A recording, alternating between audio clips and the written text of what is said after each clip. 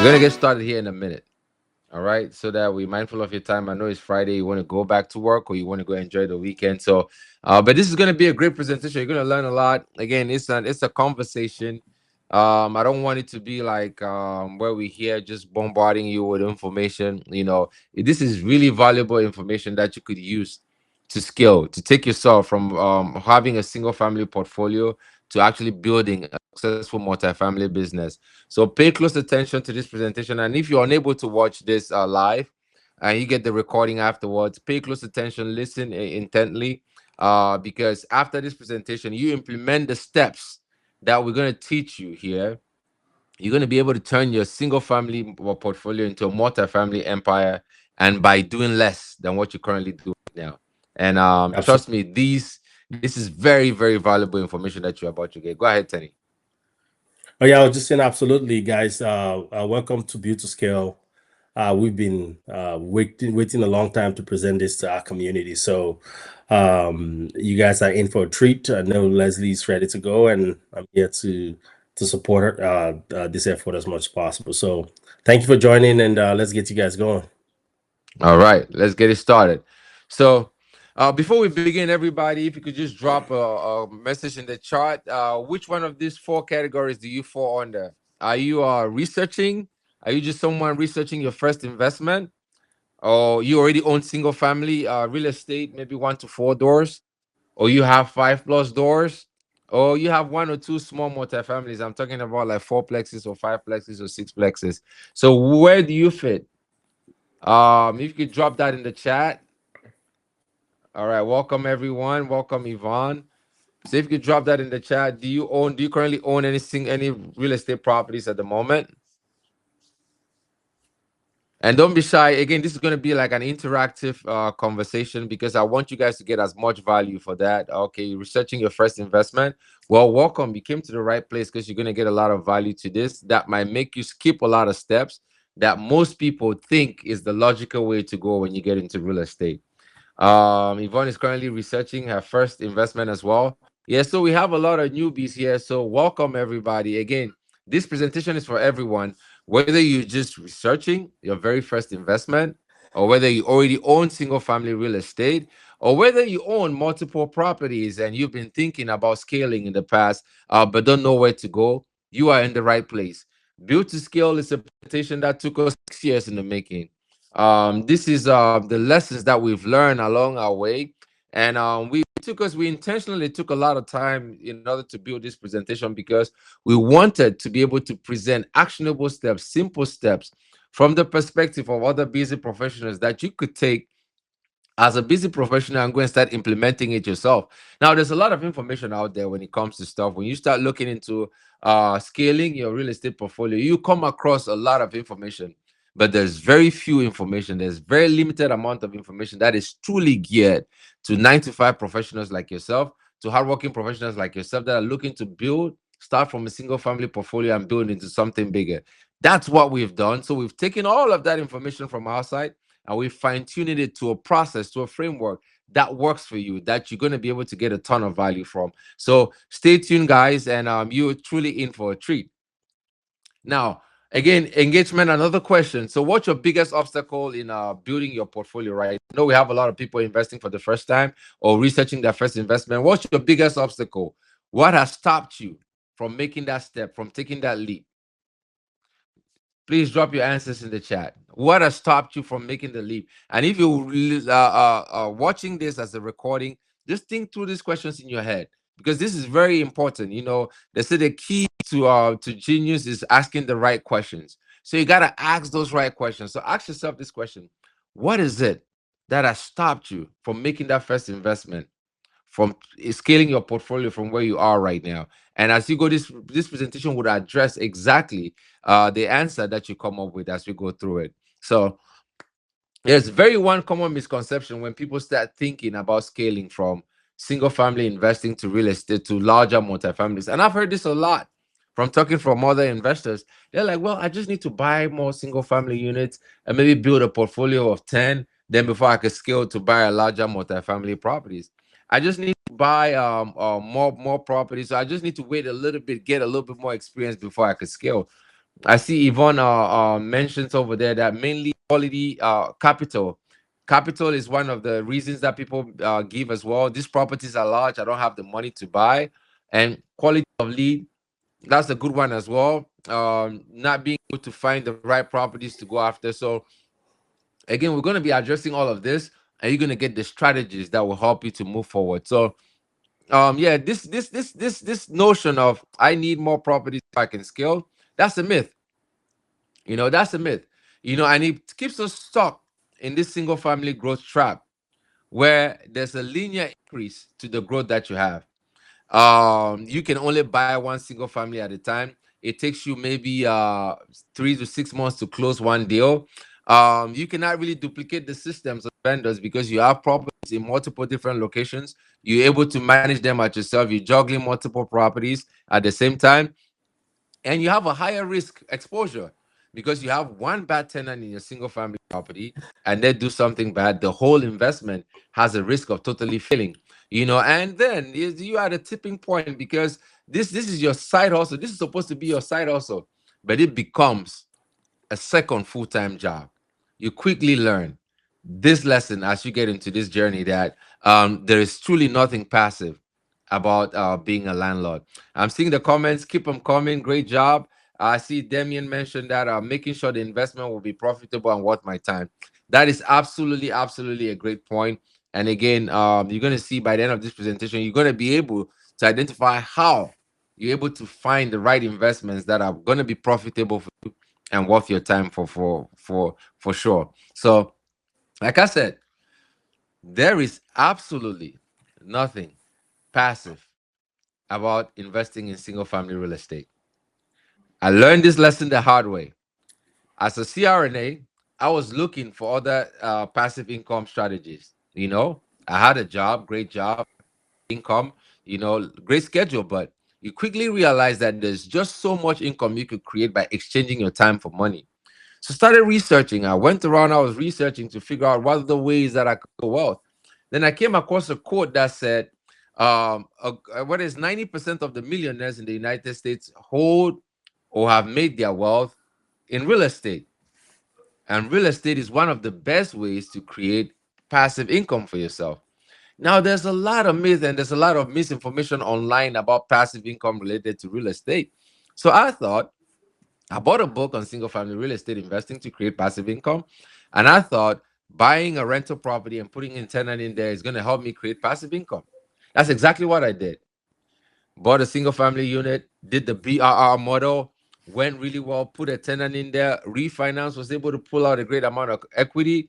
Oh, after the first 6 months, I know I'm in heaven. I'm in real estate heaven. Then the reality starts setting in. You know, you get the call at 2 a.m. at night. Leslie, the toilet is leaking. I cannot get a plumber over here. The washing machine is broken. This is down. You got to take care of this. Oh, the neighbor upstairs has a bunch of rats, and it's infesting my building as well. And I'm allergic to this. You quickly learn there is absolutely nothing passive about investing in single family real estate. The landlord, as a landlord, you have to deal with tenants, termites, and toilets. Yes, those things are real. It does happen. I make a joke right now that I still own some of my single family stuff, and I manage it myself. And those properties have to typically take more of my time than the larger multifamily assets. So because when I started, I thought the goal was to acquire a bunch of single family properties over time because I thought each property will bring me even more freedom. But the reality is like the more that you get as a single family investor, the more of your time gets taken away from you. That's when I realized, that's when the reality came to my mind that I was actually building myself another job and not the financial freedom that I was craving. Now, if you own a single family property, type yes in the chat if you ever felt like your properties own you instead of you own your properties, instead of the other way around. Is there anybody in the audience that owns a single family property? I know you can relate to what I'm saying here, where you end up spending a lot of time managing these properties instead of it being the passive income that we've been taught you could get from renting a property. So that was my reality. And that is when I came across this ability to be able to level up, right? There is a way to level up. There is a way to level up from a single family portfolio to a multi-family portfolio that creates enough income to hire the right professionals to manage these assets. So that way, as an owner, you become a truly passive investor. There is a way to level up.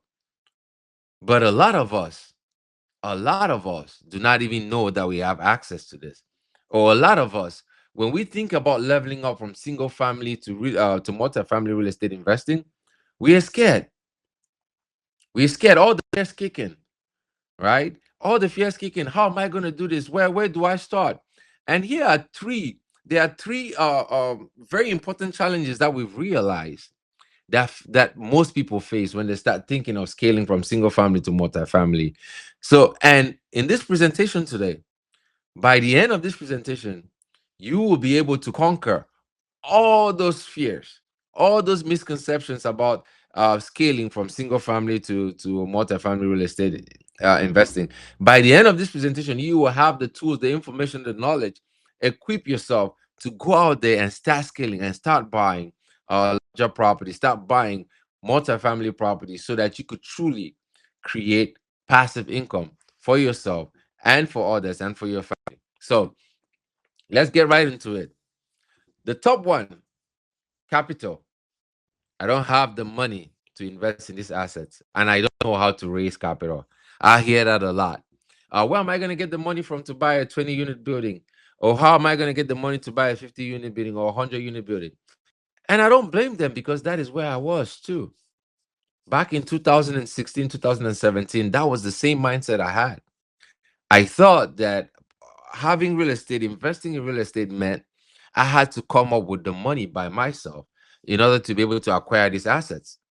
The whole concept of raising money, or the way I interpreted it back then, asking people for money, was something that was so foreign to me.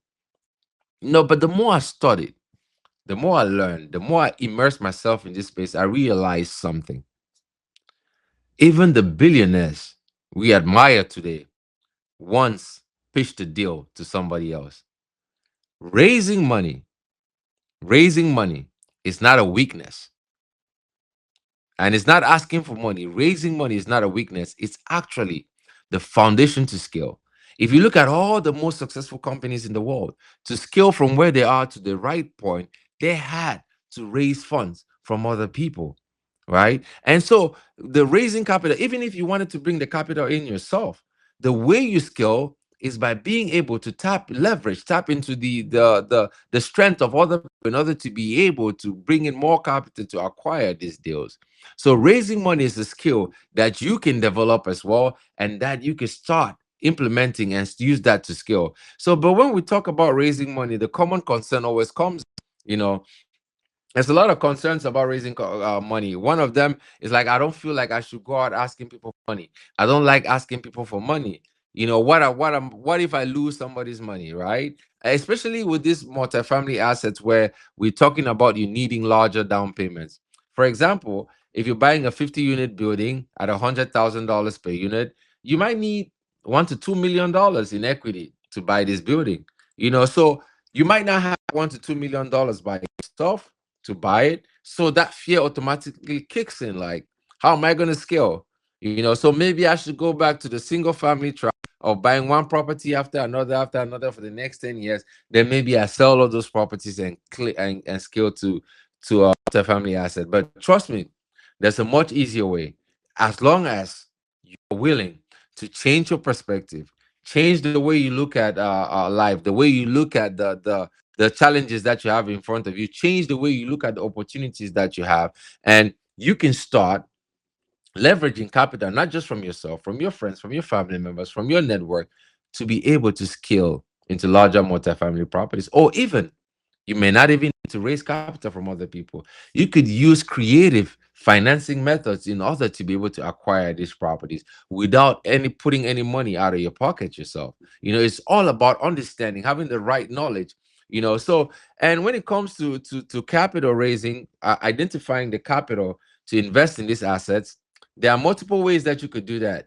There's the syndication strategy, which is something that we do and we do really well at Excite Capital, and we are grateful that we've been able to successfully teach others to do it themselves, and that have raised over $10 million from some of the people that we've mentored along the way.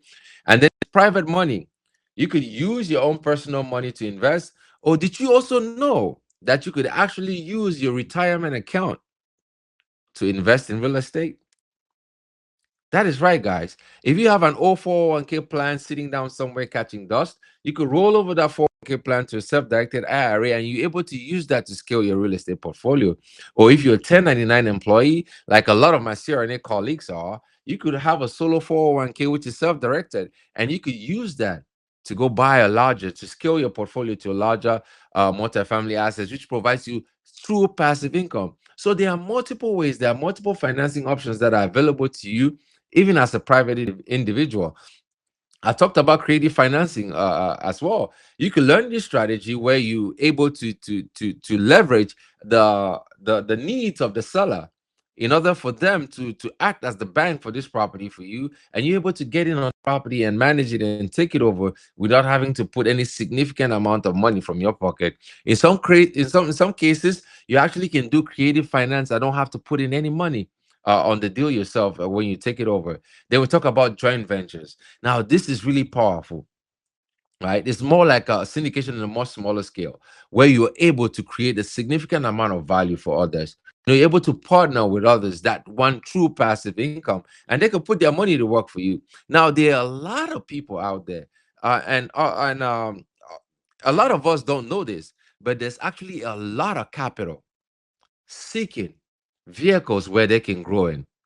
There are a lot of savvy investors out there that are looking for vehicles to invest in. So there's actually a lot more capital out there than there are assets, because capital is always looking for a place to go so that it can continue to grow. And real estate is one of those asset classes where you could really grow your capital in a predictable manner because you're investing in an asset that caters to a core human need. So as an investor, as an operator, you could create joint ventures with other people that are just seeking places for their capital to grow, and you could create some of those relationships. And I'm going to share some strategies with you on how you could do that. Now, when it comes to capital raising, remember this: you are not asking people for money, you are not begging people for money. You are creating a position of value that attracts the capital to you, that attract the need, people who have the need of what you have to provide to you. So you're not chasing for money. There's a significant difference. And we had to learn this the hard way. When we started on this journey, I remember Tenny and I, we had our first opportunity to go out there and raise capital, and we were pumped up, but in the back of our mind, we still had this concept like we're asking people for money. So we were afraid to go out there and create this value and go talk to people. And I see Tenny came on camera to share this story, and we had this opportunity to on a deal, and all we had to raise was $500,000. Tenny, how much money did we raise for that deal? Actually, I'll let everybody, kind of give us a guess on how much they thought we raised on our very first deal. If you don't mind, just give us basically how much you think we raised on our very first deal on the chat. Yeah, that's right. Drop it on the chat. How much do you think that Tenny and I at Exact Capital we raised on the very first opportunity we had? The person who gets it right is gonna win a good prize. Yvonne says $500,000. Okay, Yvonne. Yeah, yeah. What else? $4 million. Okay. All right. What we got? What we got? Keep them coming. $1 million. Okay. Two hundred two thousand. 200,000. All right. Tenny, why don't you go ahead and tell him? Drum roll. $0. We actually raised $0 at our very first opportunity to raise capital. And again, it all goes back to what Leslie is showing on the screen right now, which is know, like, and trust. For people to, work with you, invest with you, or do whatever you're asking them to do, they need to know that you're doing it. And when we started the Exact Capital, we were like, hush, hush. Let's just figure out how we're gonna, go do this ourselves, and we don't need to tell anybody about it. And that was the biggest mistake of our lives, where we went. And when we got to a point when we saw that we could not raise it or a couple of people disappointed us, we say, okay, let's go back to our community now and go tell them about what we're doing. And guess what? I'm an IT professional. Let's use a CRNA. That's what they know us as. And when you go and say you want to go tell them about multifamily real estate, and at that time we're raising for, I think that deal is it $32 million deal? $32 million, yeah. Imagine me just coming from nowhere. You guys know me as an IT professional. I had a financial services business as well, and that's all you know me as.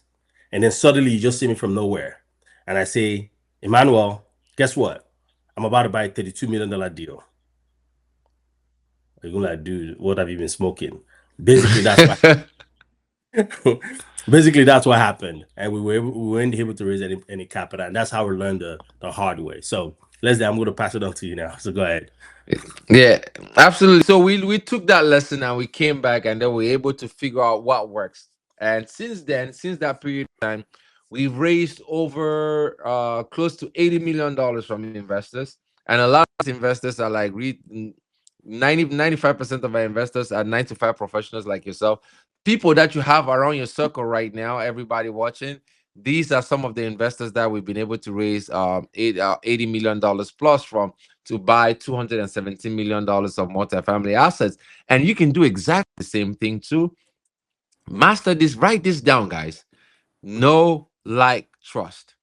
And we're going to be sharing with you more strategies on how you could implement this. You cannot beat this. Once you understand this phase of talking to people, then you are going to position yourself in a place where you're not chasing capital. Capital is rushing for you because capital is always looking for a place where it's going to generate returns. And real estate is one of the best places for capital to generate returns. Leslie, before you leave that slide, go back one more time. Because what Leslie just saying here, without this, if you like have the best product in the world, let that product be dancing in the air, doing some assaulting, and be producing 1 million% average annual return. Without what you're looking at right now, you cannot raise any capital. And it goes to telling people about who you are and what you're doing, providing a ton of value. And when you do that very well with time, it's not a get rich quick, any kind of thing. You have to give it time for people to know, like, and then in the process, they trust you. Then when they do that, they will exchange their money for value. That's the only time people invest. They say, you know what? You have a significant amount of value. Here's my capital. I want to invest in it. I always remind our investors, you are not giving me money. Just like, oh, I'm going to give you money to invest. No, no, no, no, no. You're not giving me no money. You're investing your money in an asset. And these are the properties of the asset. And this is why I am bringing it to you, because I know you will benefit from it significantly. So you're bringing a significant amount of value to them. And as we go through this presentation, we're going to share with you guys the value that you have that they don't have. And that's why it's a significant value of them. But it all starts with them knowing that you actually have the value to provide. And they see you as somebody that they can trust, and then they can invest. You cannot skip this. So super important. Let's please go ahead. No, absolutely. Tenny is really, really spot on. Again, remember this: you're not chasing, you are attracting capital. I remember also when we started on this journey and we were looking to scale from single family to large multifamily because there's so much misconception and so much fear about this whole idea of capital raising. We fell into the trap of like one of these people that go out there preaching and saying, just find the deal, the money will come. That is a huge myth and that is a lie. You cannot find a deal and money just comes and meets you because you have a deal. If you've not established the no like and trust phase, it doesn't matter the kind of deal that you have. You are not going to secure any capital to close that deal. Think about it yourself. You don't know me from anywhere, and I just show up one day and I tell you I have a deal that produces 100% return. Are you going to invest? You're going to look at me like I'm crazy. So, but that information gets put out there by some people because trying to attract you to get some kind of products because they're feeding into your fears of being able to raise capital or being able to do that. They're feeding into your weaknesses and get you strapped there. So don't fall for that. There's no such thing as finding the deal, the money will come. Follow through actionable steps and position yourself to start attracting the right capital. So, like I mentioned in the beginning of this presentation, this is not just going to be us feeding you with a lot of information.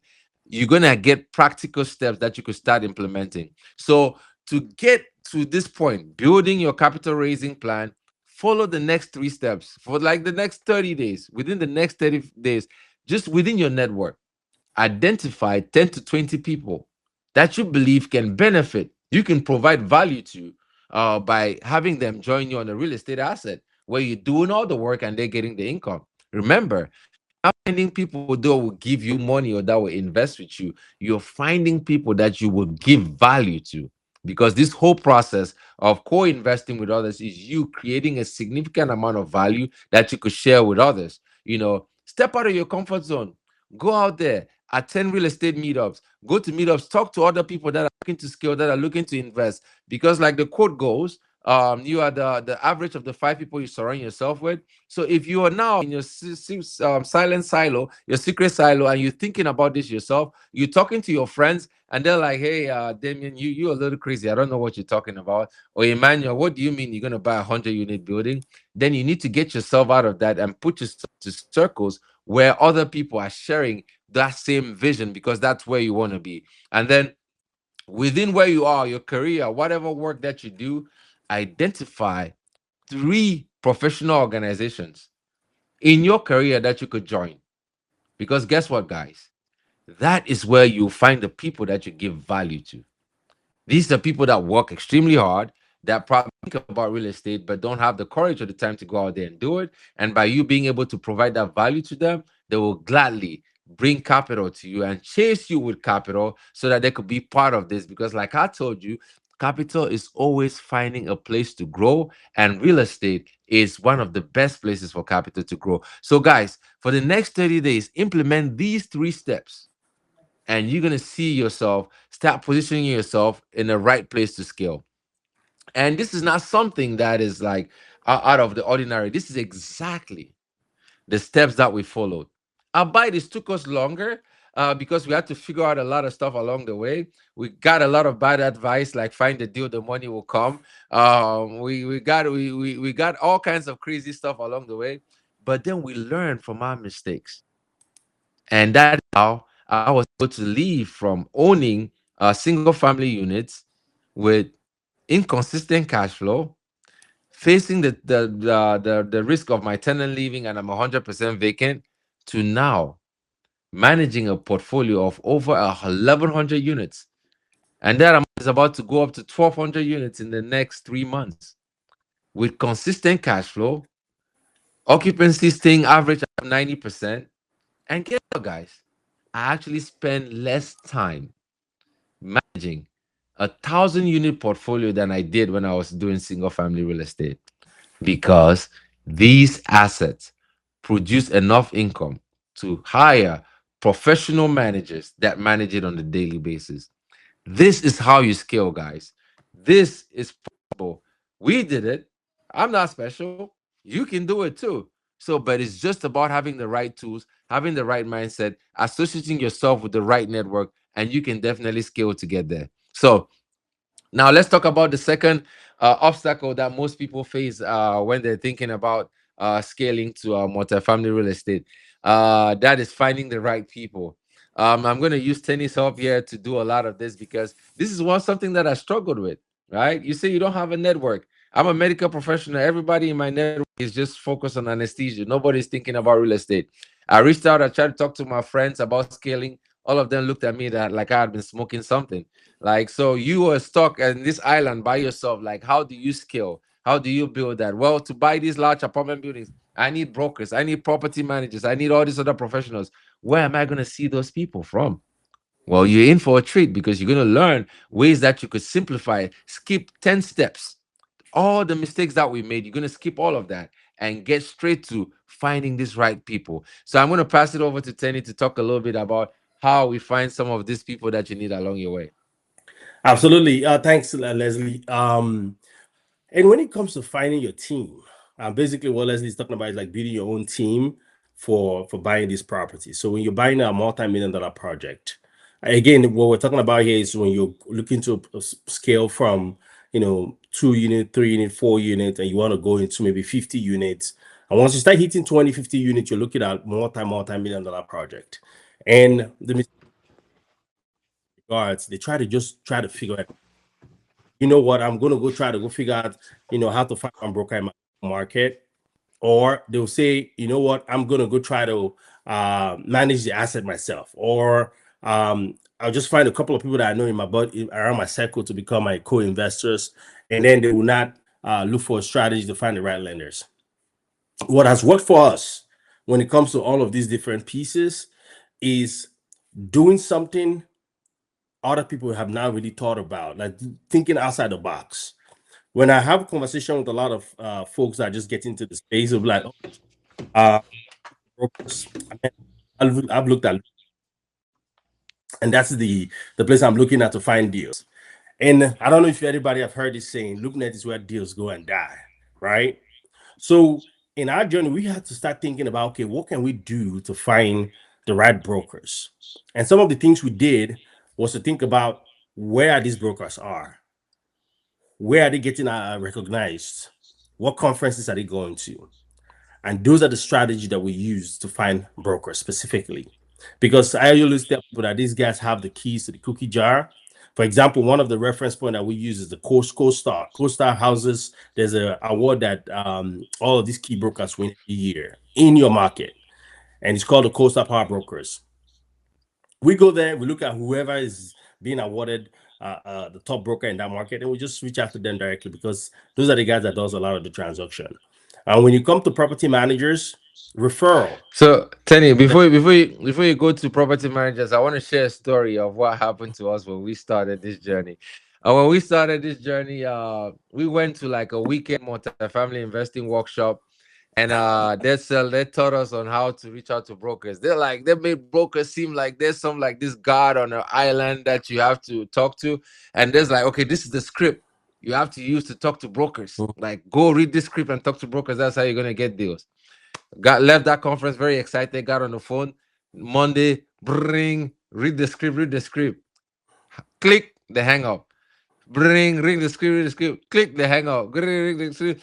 Until we tried that for about 2 weeks, then we finally sat down and asked ourselves. We saw that same company advertising conferences in other places over the weekend, and we started asking ourselves, wait, these guys are going all over the country and teaching this exact same thing and giving Script. everybody this script. So can you imagine the number of brokers that are listening to this script every day? That's exactly why we are getting all the hangups and all this stuff. So, and again, when we learned that lesson, then we had to figure out our own way, and that is the stuff that Tenny is teaching you. So, so this is like powerful stuff, guys. So a lot of this stuff you're not going to hear it from anybody else. Go ahead, Tenny. Absolutely, Les. And that's, we usually call it what our fifth core values dare to be unique. We figure out a way to be able to build an authentic relationship with these brokers. And again, those are, in the interest of time, I wouldn't kind of go into that rabbit hole. There's a whole process for it, but CoStar recognizes the power brokers in each market. If you're joining here, you can literally just put it on Google and say CoStar power brokers winners, and it pop up for you, and then you see, and they select your market, and then you see who the brokers is. All commercial real estate, not just multifamily real estate. So that's a hack right there, guys. That right there, we hit our head on the wall like this for a long time to figure out what I just gave to you guys right now for free. Also, property management company. There was a lady that reached out to us, and she wanted to just talk to us about the mentorship program that we have here at Excite Capital. I literally looked at her on her face and say, listen, if you do not come to this store, or you do not come to due diligence on the asset that we're acquiring, no matter if you have $1 million, I'm not taking you as a student. She was like, dude, you're so strict. I'm like, because this is what is required to do the work. Get in the plane and come over to Atlanta. We're doing due diligence on an asset that we're acquiring, because that's the way you learn. So she took me on that offer and she came down. Guess what? Now she's met the potential property manager that can manage a property for her. That's exactly how we found our property manager.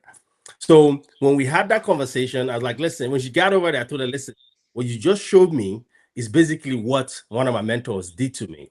He said, if you guys can get in the plane and show up at the due diligence, guess what? I'll know that you guys are serious. And that's exactly what I did to some of the people that have reached out to me directly. I said, you just jump in the plane and come over. And that's how I met my first property manager. And that property management company has taken us to where we are so far. So property management company, you got to go out there, you got to find the best, get referrals, go out there, meet with them, interact with them, and that's how you get the people that will look at your vision, they lock in with your vision, and they want to run with you. And then partners, when it comes to investors, the easiest way to get like operators, co-GPs, KPs. Leslie talked about the conference we went to. Leslie, you mentioned the Boston conference, right? No, I haven't talked about it yet, but go ahead. So, so guys, this one is like amazing. So you're looking for people that are thinking in the same light, like you. You're going in the same direction. Where do you find them? You go to conferences that those guys congregate. Our very first conference we went to in Boston in 2019, we found running partners that will be running on deals till today. So if you're thinking about going and you want to scale, go to some of those conferences because you have people that are already thinking in that light. If you like all my friends that we all went to grad school together, none of them are my running partners when it comes to business because they're not thinking the same direction in which I'm thinking. But guess what? When we went to that conference, we saw folks that said, I like the way you guys are thinking. Let's partner up and let's run together. And then finally, lenders. Once you start this business and they see that you are an investor, lenders have but the way that I've seen lenders be an asset is through referrals. You got through referrals with them, and then you work with them over time. You see if they are committed to helping you get to the next level, and if they are, then they become your lenders. So, guys, the team, without a team, there's no business. And that's some of the strategy here that we're sharing with you. Don't think about when you're thinking about buying large assets. I want you to think about the word leverage. Leverage, leverage. You leverage people, technology, processes. You do that, your scaling it becomes very, very easy. Don't try to do everything yourself. So let's how to find these guys. So So, networking, referrals, due diligence, mentorship. I so I'm literally gonna, yeah, I'm gonna jump. You kind of went to it, but I'm gonna jump in here and because when you were sharing that story, a strategy just came to mind. That's not even part of the presentation, but guys, this is powerful that you learn. Like this is something that we did that changed the course of our business life forever. When you go to these conferences, the notion you're gonna have in your mind is, I don't have any experience. I'm just a CRNA. I'm just a doctor. I just have one real estate portfolio. What am I going to say to these people? What value can I bring? You know, because that fear portion of the mind usually magnifies, and you're afraid. And that's exactly how we felt when we were going to that conference in Boston. But this is what changed the game for us. And guys, please implement this when you go to a networking event, and you're gonna see the results. You come back, please. When you do this and it works, please come back and let me know how it goes. So when you go to this conference, this is your first time. Obviously, you don't have experience, you don't have anything to give, but this is what you do. You go when you talk to people, you find out what they are doing and what they're looking for. That's all you need to do. Talk to people, find out what they're doing and what they're looking for. And when you find somebody else that has something that the other person is looking for, you connect the two of them. Say, hey, Jeff, this is John. Jeff was looking for some lenders. This is a lender, you connect them and then you walk away. That should be the only thing you do at day one of that conference. Most of these conferences are usually 2 day. Day one, that's everything you do. Believe me, by the end of the night, you're going to be sitting in rooms, in circles that you never believed were possible. That's exactly what we did in Boston that day. By the end of the night, we were being invited to dinners where they were talking billions of dollars, numbers that were like out of this world, guys, completely. It definitely got me confused and scared because that is how, again, the one underlying theme that you have to understand: the way you scale is by giving value to others, right? And that's exactly what you do. This journey is about giving. Building to scale is not about taking for yourself, it's about giving value to others. When you understand that, then you're able to scale at a much faster rate. That is why this journey is so beautiful. So like Tenny mentioned, you find all of these professionals, all of these people by networking. We've shared a great networking strategy with you. Go to the next networking event and implement it. You ask for referrals from people that you talk to. You do due diligence. We talked about Tenny inviting some of our team members to due diligence as well. And then find yourself the right mentors. Surround yourself with the right mentors that are willing to introduce you to the network, that don't just advertise that we introduce you, but will actually give you, take you and shake your hands like Tenny did, invited the prospective mentee to Atlanta to come and meet the property managers and shake their hands and participate in that process, because that's how you build long-term relationships, and that's how you're able to scale much faster. Before you go, Leslie, I'm talking about mentorship, right? Hmm. Guys, there are two ways to learn. You can figure it out yourself, or you look for somebody that's been there. I want everybody to take notes right now. They've been there, done it, still doing it, and have the time to teach you. What we've observed in the industry, a lot of people are confused right now because they get and they go rush and sign up for mentorship, or they sign up for several mentorship. They have people that like to talk the big game. I've been there, I've done it, I've bought all of these deals. Some of them are still doing it. Some of them are still, enjoying their past glory, but not a lot of them have the time to actually devote to teaching you. And that's one of the things we've observed. And when I tell people to go look for mentors, I want them to look for those four criteria. Someone that's been there, done it, still doing it, and have the time to teach you. Because without that time to teach you, it's not going to work. And I always tell people this, some of our mentees and some of our partners, is that I have a master's degree, and I know how much I spent to get my master's degree. Actually, I flew all the way from Africa from Nigeria to come on. I left my whole all the way over here for a master's degree. And guess what? Today, I'm not using that anymore. Like, I'm not literally X. I'm not using it anymore. What I'm focusing on right now is being an investor and buying assets. So if the end goal is for me to be here, and I've spent all that money to go through grad school and all of that transition, and now I've abandoned that and now I'm focusing on this. Imagine if I had just, when I came in, I just focused on this. You see, you should have just given me money when you came in, Tenny. You not have spent It's that so, money in grad school. so a lot of people don't want to go through the process of figuring out what will actually take them to the final destination and investing in it. They rather do, I don't know, I'm going to go figure it out and I'm going to go make all the mistakes myself, and then I go from there. The best way to learn, especially if it's a very expensive lessons that you have to learn. This is again, what we're saying here is built to scale. If you're going to make a $50,000 mistake, it's all right. It's not going to kill you. $20,000 mistake is not going to kill you. But when we're talking about multi-million dollar mistakes, please do yourself a favor. Look for somebody that can actually guide you through that process. Let's please continue. All right. So we talked about the community, the network, the team that you're building. So I want you guys to write this down as you're watching. If you're watching this afterwards, write this down. These are the things that you need to do for the next few days so that you start making progress towards this goal of scaling. So if you are watching from home, just go online right now, type in your city and type RIA, REIA. That's your local. For example, if you're in Baltimore, type Baltimore RIA. If you're in California or if you're in San Diego, type San Diego RIA. Find the real estate investment association in your city and start attending. Register, start going to the meeting, start networking. You're going to meet other real estate investors over there. And when you go over there, create a list of like 5 local brokers, 5 property managers, and then you start interacting with them, start creating, start sharing ideas with them, and start getting to know them. You know, then, like Tenny said, important.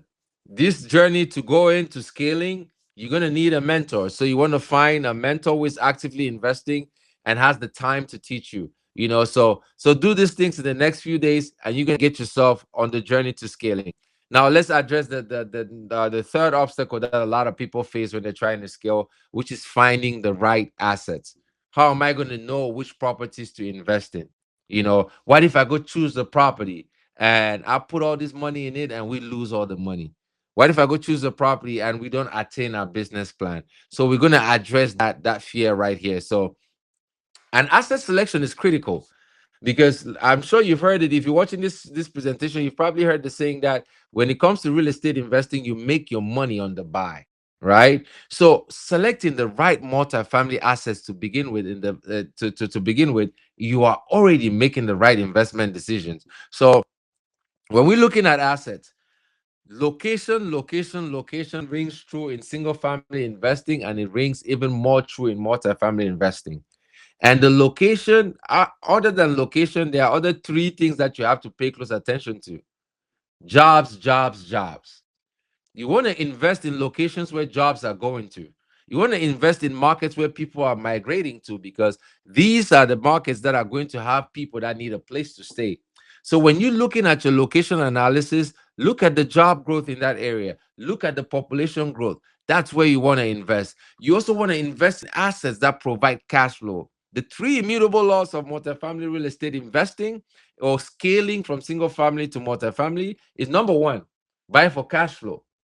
Write this down, guys. Number one, buy for cash flow. Number two, secure long term debt. That is debt that is valid for more than 5 years, preferably 10 years. And number three, have adequate reserves. Again, three immutable laws of multifamily real estate investing. Number one, buy for cash flow. Number two, secure long term debt. And number three, have adequate reserves. These three things, you respect these three laws when you invest in any multifamily asset, the chances of you going wrong is very, very low. Because when you buy an asset that is cash flowing, that means you're buying an asset that is already producing income. And when you have adequate reserves, that means you have the reserves to deal with any changes that happen along the way. Because, like one of my favorite philosophers, Mr. Iron Mike Tyson, always says, everybody has a plan until you get punched in the face. And you will get punched in the face here if you do not have reserves. That's when things go the other way.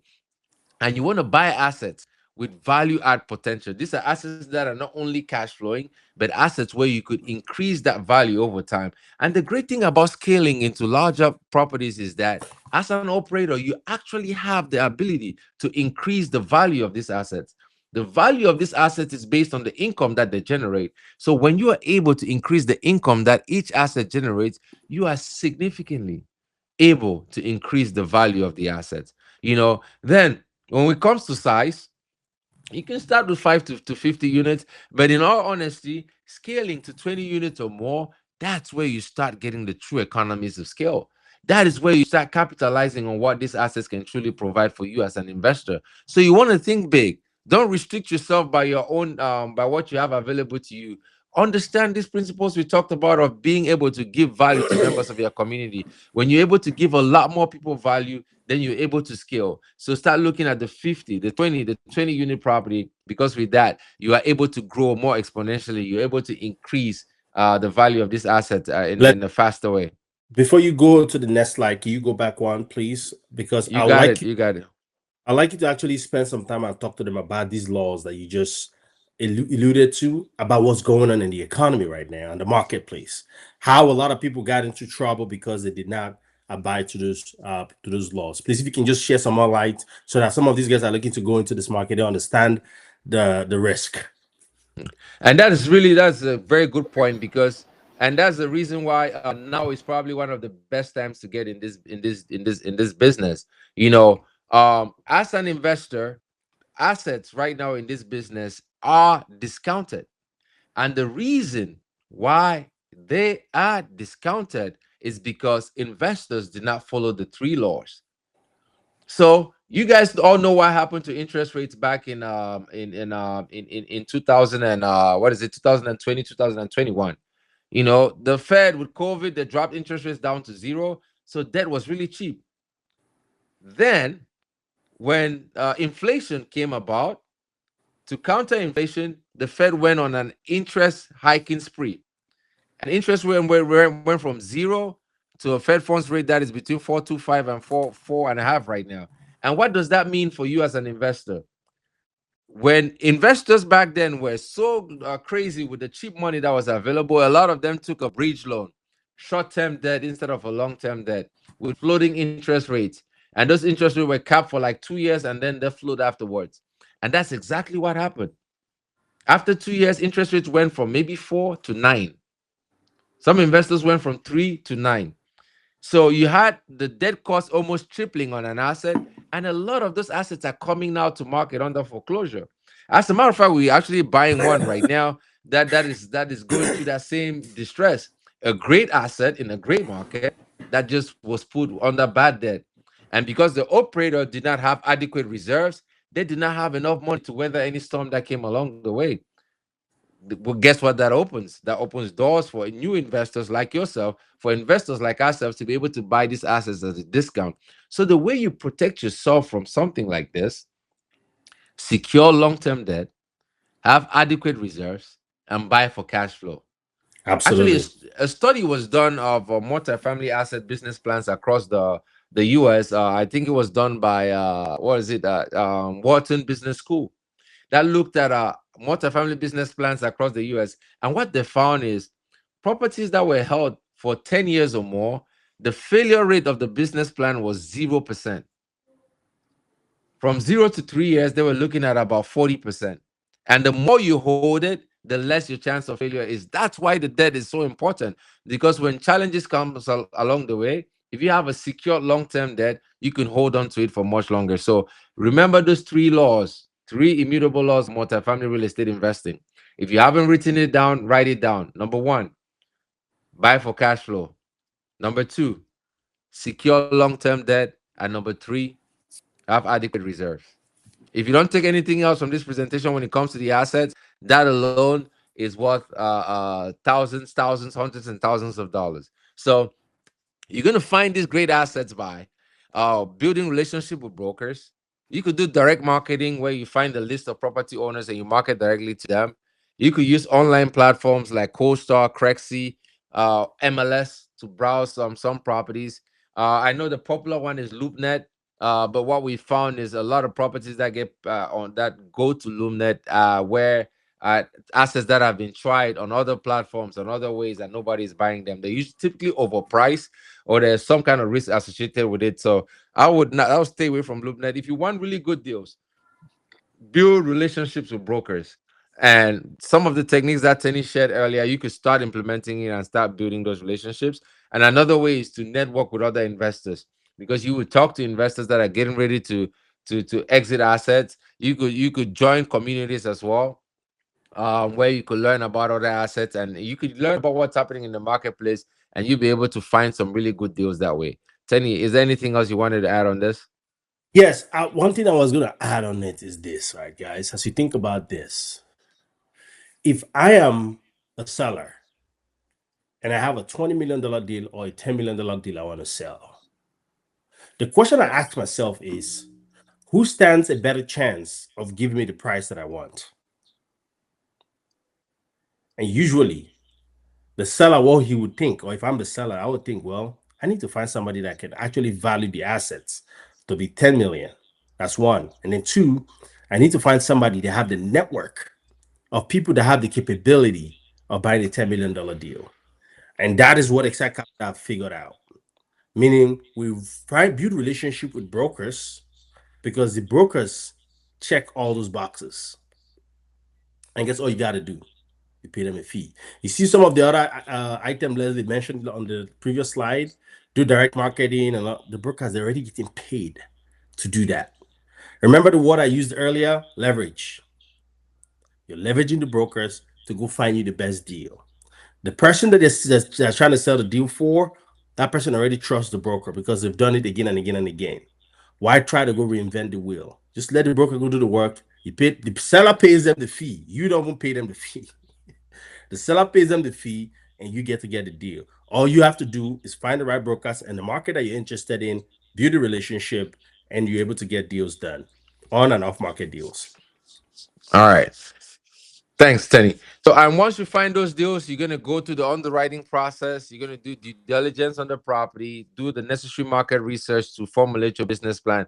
Underwriting a deal is a very intensive process that you have to learn. It's part of that process that you learn on how to build the deal, and that's something that we provide. That we are very passionate about teaching others about. So you underwrite the deal. It checks all the marks. You do your due diligence. It checks all the marks. You do your market due diligence, and when everything checks out, then you have an asset that is going to help you scale. So I'm going to leave you with four practical steps that you need to do and challenge you to implement this in the next 30 days. So start by identifying 2 to 3 markets that you want to invest in. You identify these markets by looking at demographic trends. Is there population growth in this market? Are there jobs moving into this market? Is there opportunity for future growth in this market? Then you review some properties. Maybe you do an online listing like Crexy, or you look at the MLS. You search for like a multifamily 20 units or more, and anything you find, you start the underwriting process. Dedicate some time in the next 30 days to figure out learning how to underwrite. The underwriting process is just evaluating the true value of these assets. And once you do that, you're going to be on your way to start reviewing more deals, submitting offers, and then finally securing a deal. So this where you are today is not strange to us. This is where we were before scaling on this journey. And this is where some of our other members of our network and some of our mentees were before scaling. On the left here, you see Dr. Kim. When she started, she had just two single family homes. But that was back in 2022. But as of today, she's partnered with over 300 unit. She's partnered and co-owns over 300 unit portfolio as a general partner, as a managing partner. That she owns this building, and she still maintains her job as an ER physician. And this is somebody that started that had zero investing experience whatsoever, had never done anything significant other than just buying a residential home that she lived in. But she was able to learn these systems, implement it, and from her network, she's raised over $4 million from investors to be part of these deals. And then on the right, you have Dr. Lajide, who fell into the single family trap like most people. When we met Dr. Lajide, he had 33 doors, a lot of them smaller single family units. And him and his wife were running like chickens with their head cut off, trying to manage all these properties all over the country. But when they understood the true power of investing in large multifamily assets, now they own the 268 unit apartment complex where they spend less time managing than they did managing their 33 units portfolio. So these are busy professionals that started with nothing and got there. You can see the two different paths. Dr. Kim started and saw the light and jumped right straight into multifamily. Dr. Lajide took him some more time because he fell into that trap. He wanted to buy more single family, but at the end of the day, he is here today and buying this large scale portfolio. Now, you can follow that same path and make your own mistakes, or you can learn from his journey and start scaling today. You don't need to own 33 doors to scale into larger multifamily. You could Actually, really, let's before you go, let me use myself as an example, guys. This is Tenny. yes. When I invested in my very first apartment building, the only property I had too was my house. My only primary residence was the only thing I had. Today, me and my partners, we co-own $270 million of assets. Do you think it's because of some kind of magic? Nah, it's just choosing that, knowing that multifamily is a great asset. It gives us all the benefit that we have when it comes to real estate, and we can use a lot of leverage. And we jump right into it. And that's how we've been able to build it. So you don't have to go through 33 doors like the Tolaji Day, or you have to have all of these experience in the back end before you start. With the right leverage, the right team around you, the right mindset, you can get and exceed what we've actually done. So let's continue, please. All right. That's a great point, Tenny, and that kind of segues good into this slide of some of the barriers that people typically face when they're thinking about scaling. Number one is the knowledge barrier. You like, I don't have enough information to buy a $5 million building, so you want to spend a lot of time reading this book, learning this, signing for this mentorship and this and that, having like 10 different mentorships that you're signing for or courses that you're signing for, stuck in analysis paralysis. That's not going to move you forward. You actually have more than enough information to get things started. The other barrier is the capital barrier, which we've addressed in this presentation. You could start creating value for others and start attracting capital to yourself. We talked about the network barrier as well. Within you right now, you have the network. You have the network around you that you could go in and start identifying and start providing value to. And that network, once they see you as a person of value, they're going to come to you and want to partner with you on these deals. And then the biggest one of all is the identity barrier. There's a quote by Tony Robbins that says, write this down. The strongest force is human in human psychology is the need to stay true to how we identify ourselves. The strongest force in human psychology is the need to stay true with how we identify ourselves. Most of us identify ourselves by our professional backgrounds. I'm a doctor, I'm a CRNA, I'm an engineer. and we get stuck on that identity. So the part of looking at ourselves as an investor or as a real estate investor is something that is strange to us. So our psychology is forcing us to stay true to our identity. But as you leave this presentation today, whatever identity you came up with, I want you to add an an investor. I am a CRNA and an investor. I am a doctor and I am an investor. There's nothing that stops you from having multiple identities. There's nothing that stops you from identifying with two different characters. Now, absorb that identity, become an investor because and what does an investor do? An investor looks for opportunities. What does an investor do? An investor creates value. And when you do that, you start on that journey of scaling. Again, your identity is strong. It is key. It is the force that pulls you forward. So adopt that identity of an investor, of a real estate scaler, of an empire builder, and you're gonna get there and start building this empire for yourselves and all the people around you. And Les, before you go to the next point, guys, this action item, if you are ready to scale, please, as you leave this call, go on all your network, social media network, and add investor there. I'm an IT professional and an investor. I am a doctor. I'm an investor.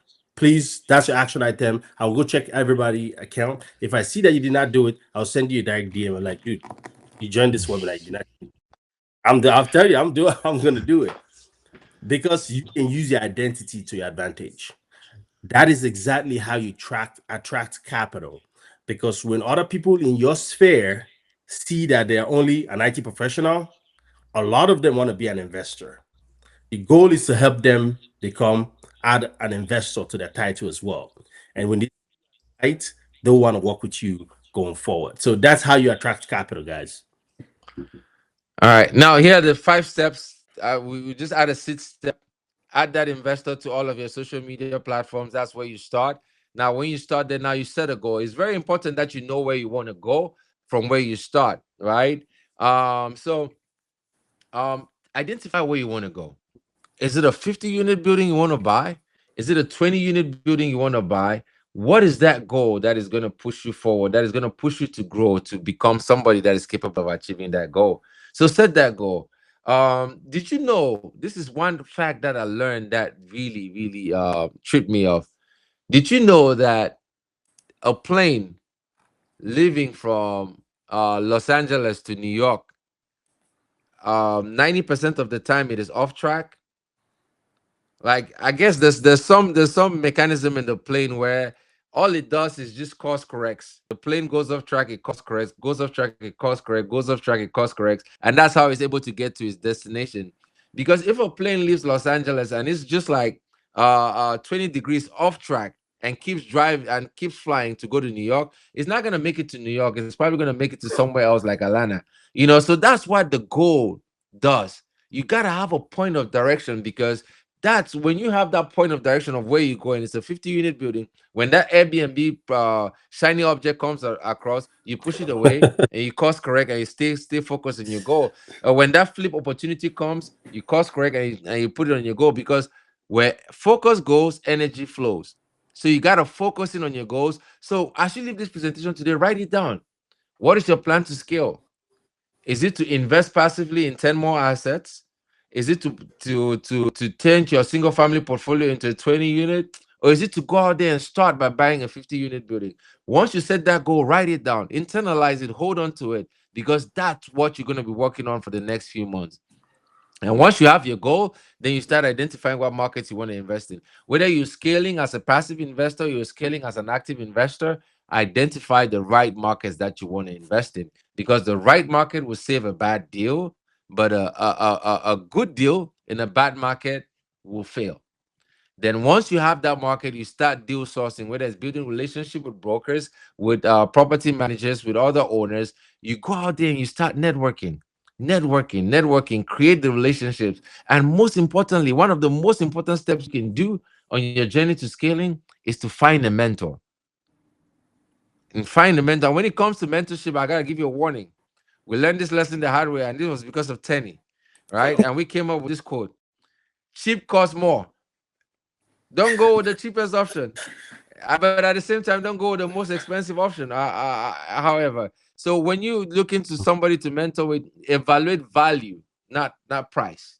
What value am I getting from this mentorship? And make sure you interview people and look at that. When we started, we wanted to look for the cheap. Tenny said, "Tenny, go and Leslie, go and find us the cheapest mentorship program," and I did.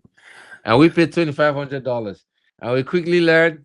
We wasted about 90 days, and quickly learned there's nothing that we're going to get out of that. So guess what? The 90 days we wasted was gone. It's gone. The time, our most valuable resource, is gone. All right. But you think we learned the lesson? No. When we left that, we had Not, an not, opportunity to not, not, go. not again. We had another opportunity to join another much more immersive opportunity, but we went and paid for something else that was cheaper too, because we were looking at money, because that's the way we've been taught, that's the way we've been programmed to look at stuff, right? Oh, it's expensive. You're not looking at money from the value perspective, and that's what we did. And then you learn with time that you wasted 6 7 months without the right person. But the right mentor, the right community that you belong to, is going to take you from 0 to 100 really fast, and accelerate your goal, and give you back your most valuable resource, which is time, and get you on that journey to scaling, creating passive income for yourself and members of your community. So find a mentor, build your team, and start working on that journey to creating freedom for yourself by building the proper systems. And so let's get the steps going. So where are you? Where are you starting right now? Do you just own a single family property? Do you I have a job, I have two full-time jobs, I'm looking to scale. I own a couple of units, I'm looking to scale. Where are you right now? Start by that self-evaluation. Then take that goal that you set from the previous slide and bring it here. Now we have that goal, we have the direction to go. And what we're going to do with that goal is reverse engineer it to small daily actionable steps. And moving forward, all you focus on are those actionable steps. For example, the goal is to acquire a 50-unit building by the end of this year. Okay. Now, what we do, we identify the markets that we want to invest in. We start building those relationships. So, my daily actionable steps would just be calling a broker, reviewing a deal, underwriting a deal, or submitting an offer. And every step around your growth, you change those daily steps, but focus on the daily steps, because it's small daily steps that lead to bigger results. You start taking those steps on a daily basis, you're going to grow. So, let's talk a little bit about market selection. When it comes to market selection, you want to avoid markets that are too hot. They might be overpriced with very limited upside potential, or markets that are too cold, no growth happening, population declining, no jobs available. You want to find markets that are just right, that are in that emerging phase. These are markets where they are in that beginning phase of their growth. They are starting to see growth. And what is one very, very powerful method, one powerful hack to find good markets? Let's say you've identified 4 or 5 markets that you want to go into. Here is how you determine if this market is an emerging market, if it's going to grow in the next few years or not. Find the phone number to the Economic Development Council for that market, the EDC, Economic Development Council, and give them a call. In a market, in emerging markets, when you call the EDC and you tell them you're an investor and you're looking to learn more about what's happening in this market, they will always have somebody that is assigned to talk to investors, because that is a market that is investor focused, that is looking to attract more investors. They're going to have somebody dedicated just to talk to investors. And that person is going to get on the call with so much excitement and sell you on this market. Markets that are cold, you need to call the EDC. You will not be able to get anybody on the phone, because there's nothing happening over there. So markets that are investor focused, that are looking at the future, that are looking to attract more investors, these are the markets that are going to emerge, and these are the markets that you want to invest in. So if you haven't heard this from anywhere else, call the EDC, and you can. This is what we do in every new market that we go into. And trust me, we've had some good experiences, and we know once you call, and they're going to tell you everything that's happening, and you will know if this is a good market to invest in or not. So once you have your market, you start building the relationships. You get to know the brokers in that market. Use the strategy Tenny taught. Look at the coaster top brokers for that market. Start building relationships with them, whether it's going out for coffee with them, giving them a call, or talking to your mentors to connect you with these brokers. Do an introduction. You can start small. You could start small by partnering with other investors that are in that market. You could start small by buying a 20 unit building, then you scale from there. The most important thing is that you start on the journey, understand the fundamentals, understand, set the foundation, because once you do, you could scale from there. You could build $1 billion portfolio from your first transaction, because once you know the truth, which I'm sharing with you today, you can never go back to the lie. Once you know the truth, you can never go back to the lie. And starting small just gives you access to that truth so that you can keep scaling. And then you want to establish credibility. The way you establish credibility is by building a brand. Tenny just shared with you one of the first steps that you could do by just identifying yourself as an investor. Now you're gonna have people start asking you questions, but over time, the more that identity sticks with you, you start building the credibility. So go ahead and start reaching out to brokers. Start talking to people. Remember, when it comes to brokers, I put the script here as a joke. No script works. Stop using scripts. Brokers are human beings. Have conversations. How would you have a conversation with a friend about what you, let's say you're trying to, if you're a lady, you're trying to buy a dress, or you're a guy, you're trying to buy a pair of shoes, and you're talking to your friend about the shoe. How would you have that conversation? Brokers are human beings, so treat them as such. Don't go in a scripted experience like a lot of other people teach. These brokers have probably heard that from 10 different people before. Have conversations with brokers. They're going to respect you and they're going to open doors to more opportunities for you. So, for capital strategies, you want to build partners. You want to have a strong story that you use to raise capital. And you want to leverage your strengths, leverage what you already have. Is it your 9 to 5, your community that you have of investors? Start providing value to that community, and you're going to be on your way to raising massive, massive amounts of capital. So now, when it comes to systems that actually create time, you got to think about it. What approach do you want to take? Look at the property size. 16 units or less, you might need to do some self management just so you're not eating up too much on your cash flow. And that's going to take you about 10 to 15 hours a week to do that. Over 20 units, you have a professional manager that manages the day to day, and you spend 2 to 3 hours a week managing that manager, because you have systems in place that are able to manage that asset. So now, um, looking at this, where are you?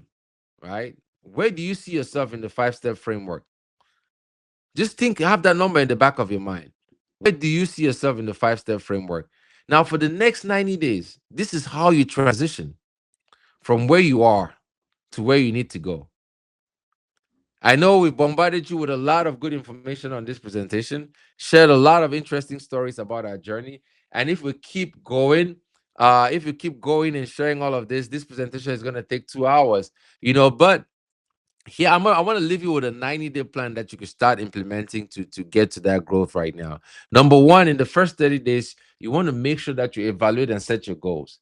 In that same period of time, identify the markets that you want to invest in and start building relationships in that market.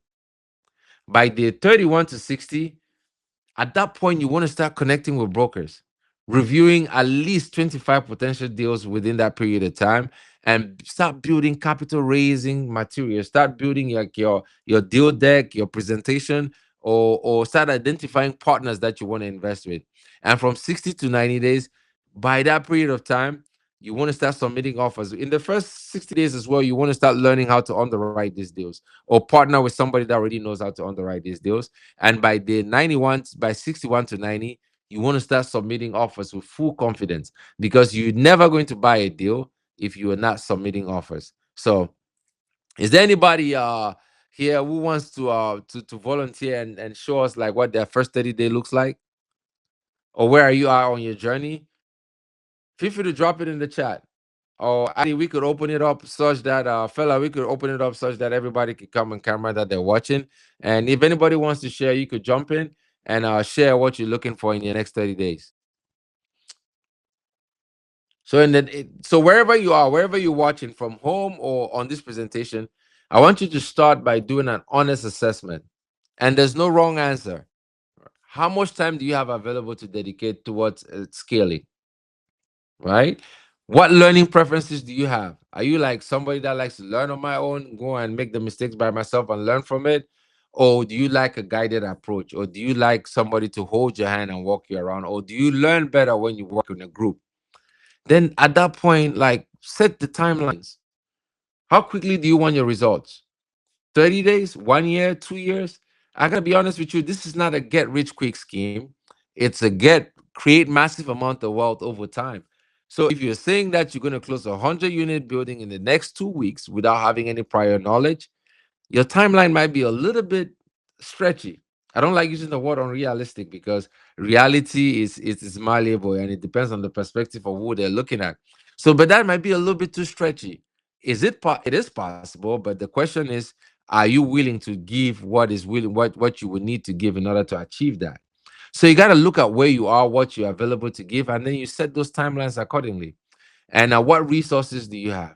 When I'm talking about resources, don't say I don't have any money. No, look, take a critical look around you. What's your network looking like? What job do you have? Who do you know? Right? Which family members do you have that belong part of a network? Which community can you give value to? What skills do I have? Write all of those down because this will be important in your journey to scaling. Now when it comes to scaling and moving forward, there are three main options that you can look at. Option one, this is the self implementation pathway. This is where most of us start. I want to do it all on my own. I want to do it at my own time. You can navigate your obstacles without any guidance. You learn from your mistakes. You take action. You fail and you learn and you move forward. It might take you a little bit more time, but you get to your destination as well. So this is a pathway that some people are comfortable with, right? Or others love using the community approach. This is where you join a community where other people are doing the same thing.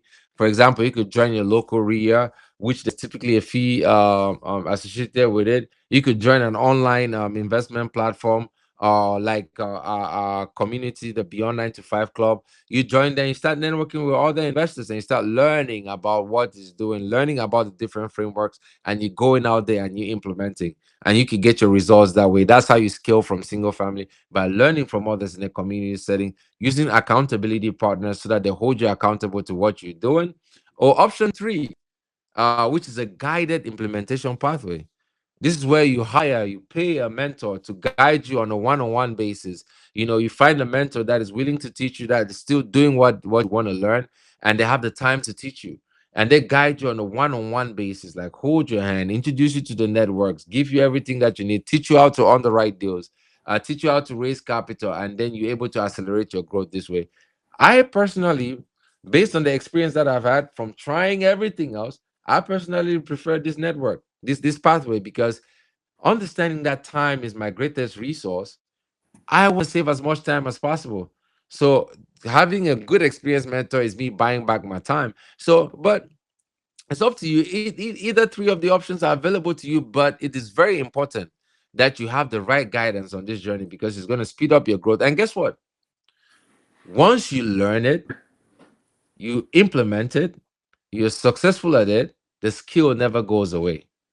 And remember, this skill of scaling into real estate portfolio, guys, this is $1 billion skill because the systems, the processes that you learn can help you scale from a single family portfolio to $1 billion worth of assets. That is the journey that we are on at Excite Capital. We started with single family. Today, we own $217 million of assets, own and manage $217 million of assets. That number is going to get to, what is it, 240 something million in the next few months, and maybe to 300 million by the end of the year. And I guarantee you it's going to get to $1 billion in the next 3 years from learning this one skill of scaling from a single family portfolio to a multifamily asset by doing every single thing that I've shared with you today. So that is the opportunity that you have ahead of you guys by scaling, by learning how to scale from single family. So here are some of when you look at the three different options when it comes to taking action. Here are some of the benefits, the comparison. As you can see, when it comes to self implementation, the time investment is the highest. For mentorship, the time investment is actually the least because you actually have somebody that helps you, saves that time that you could be using to learning all this stuff by yourself. learning curve is steepest when you're doing it by yourself. But the advantage to that is you internalize all those steps, you learn from those mistakes, and you're able to come in and teach some of those mistakes, like Tenny and I are teaching today, when we tried doing it by ourselves in the beginning. Or you talk about implementation speed. Where are you in your journey? How fast do you want your results? Do you have 20 years to build this company? Do you have 10 years to scale? Or you want results fast? So you got to make that evaluation for yourself. And that's how you decide on what path to take. For the people that want the fastest results, you got to find the right mentors that are doing it and that are willing to teach you, that will hold your hand and introduce you to the right networks. And support level, it varies as well. And when it comes to network access, it varies as well. When you are building on your own, you got to figure out that network on your own. The community approach is good because it's a peer network. You're working with other people that are doing the same thing that you're doing. You're surrounded by people that are thinking exactly like you. And when you're working with a one-on-one mentor, you're working with somebody that probably has an already established network and that could bring you in as part of that network. So you're not only borrowing their knowledge, but you're borrowing their network as well. But important that that mentor is willing to introduce you to that network, because we've had experiences with mentors that were not willing to share that with us, and that got us really frustrated. So it's very important that you evaluate all of that as you get on this journey. So tell me, guys, which of this fits you for your model? What is your best approach to scaling? you know Write it down, lock it in your head, or share it with the audience as well. Now, so who here is getting as much value and ready to start taking action? Team, can we bring everybody up that is still in the watching? Who here is ready to Everyone start taking is action? up, guys. So everyone, first of all, thank you for joining. My name's Addy, and I would appreciate if y'all can turn on your cameras, mics, get on screen, and let's have an open discussion about who got so much value. And if not, that's also fine. And also, this is a judgment-free zone, so please feel free to ask even the most basic to the most advanced questions. Go ahead. We're all in for your success. Yes, guys. So step up, put your camera on, come and ask questions. This is your free session. You're gonna get a plan, wherever goals you have. You have Tenny and myself again for the next 10, 15 minutes. So ask as many questions as you have. All right, come on camera, share, drop it in the chat. Whatever questions you have, team, let's monitor what the questions. And before we dive into the questions, I'm gonna give. This just came to mind, and I wasn't planning on doing this, but I think this could be of value to some people. I'm gonna invite anybody that is watching this call, that is watching this presentation for the next few weeks. I'm gonna invite you to our private community, the Beyond 9 to 5 Club, where you could become a member of this peer network and start on this journey to scaling. And it's just 19.99 a month to be a member of the Beyond 9 to 5 Club. That's less than a cup of Starbucks a day. It's less than 66 cents a day that you have to be part of this network. So in the network, you're going to learn a lot about scaling, about growing your network and all of that. These same conversations that Tenny and I are having, we're going to be having those on a weekly basis. So join the Beyond 9 to 5 Club. That's a good way to start, and you can start getting on this journey. So, Ben asked, do you conduct your underwriting by yourself? Great question, Ben. When we started the journey, I was the underwriter for Excite Capital, so I had to learn how to underwrite to do it myself. But along the way, like I said, the fastest way to grow is to find other people that want what you want and give them that same value. I started teaching an underwriting class for free, and a lot of people joined. And one of those people that joined became an expert underwriter, and now he's the chief analyst for Excite Capital. So we do our own underwriting in house by our team members, yes, but I used to do it myself. And when you start out, you're probably going to be doing it yourself unless you have a partner that is good at underwriting and can do it for you. Any more questions? They're coming. They're typing, I guess. All right, good.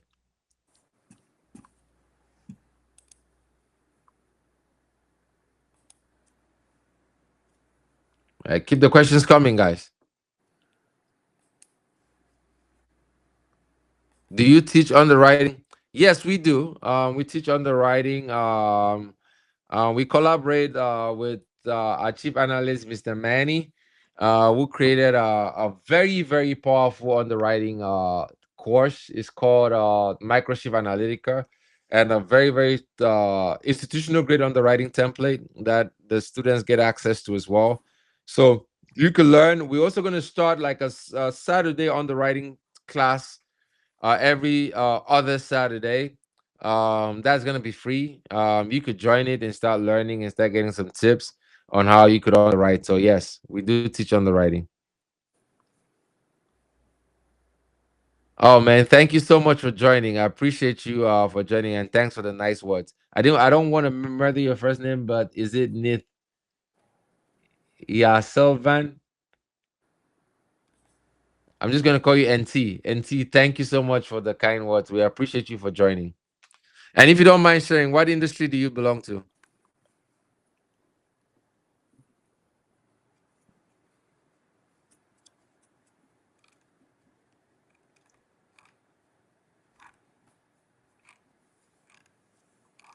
All right, guys, keep the questions coming. We have a few more minutes left, and we'll wrap this up for today.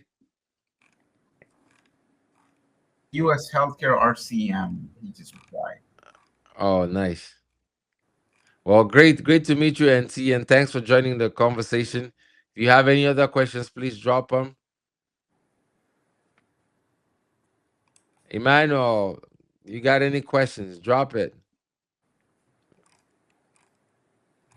While we wait for the questions to come in, everyone who joined us today got access to our multifamily, like the built to scale single family to multifamily ebook.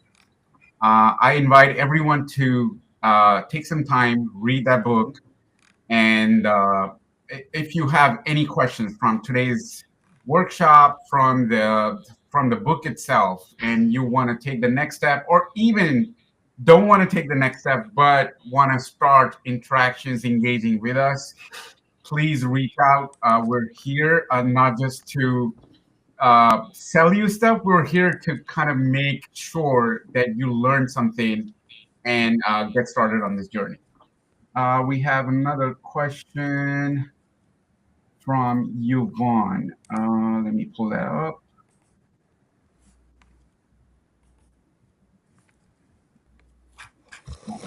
If I do plan to partner with you and your team, what process can I follow? That's a great question. If you're looking to partner from our team, learn from our team, or invest with us on deals, I'm going to have my team drop a link that you could use. You could sign up in that link, and a member of our team will reach out to you to understand your goals and see if you're a good fit for any of our opportunities. So, Adi, can somebody drop that link for Yvonne or anybody else that's looking to partner with our team? Yeah, I'm doing that right now. All right, great.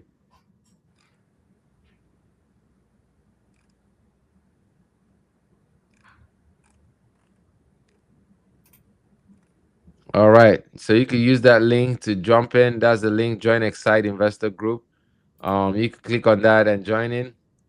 And it is 1:29.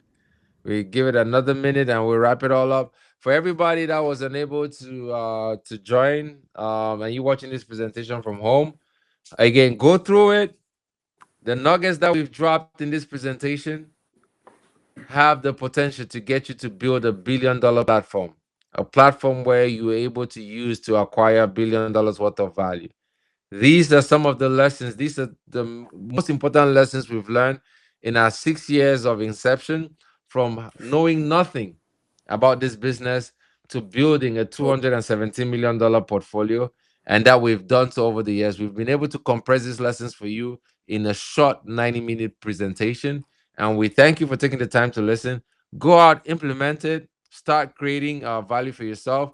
Join the Beyond 9 to 5 Club, and in there you're going to meet other people like yourself. We're going to be providing a lot more value, and from then on we'll see you after you build your $1 billion portfolio, and it will be so much pleasure for you to say that journey to you building a $1 billion real estate platform started here on a Friday afternoon. So on that note, I just want to say thank you to our entire team for coordinating and putting this together, and my amazing co-host, CGO himself. Thank you. All right, buddy. Take care, everybody. Thanks for joining.